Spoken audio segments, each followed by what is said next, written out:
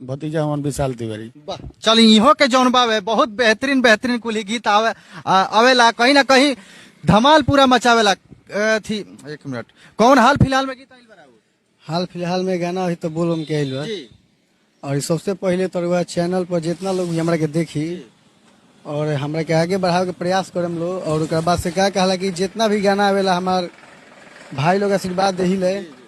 और रउआ चैनल के माध्यम से जितना लोग भी देखी हम यह कामना करब कि हमारे गाना के बारे सब जरूर सुनियन आ सुन के हमरा के बताएम कि अरे भाई भतीजा कैसन आवाज बा गाना बा कहीं ओकरा का कहे के चाहत नहीं। तनी एगो हमरा जानता खाती, हालांकि सावन के महीना जस्ट स्टार्ट होखे वाला बा, तनी ये खाली गुनगुना देती कोनो गीत। एगो गाना हमरा आई रहे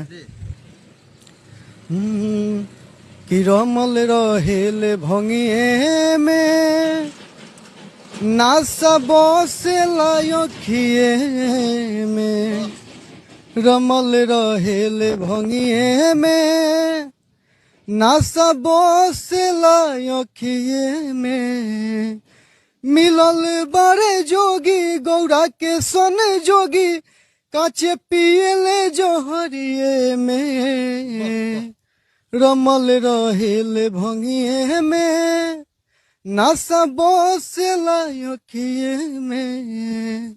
देख सको तनी बाबा, इहो के आवाज तो एकदम काफी टाइट बाजी। हाँ हाँ, इहो के ऊपर आशीर्वाद राउर बा ना। वाह वाह वाह।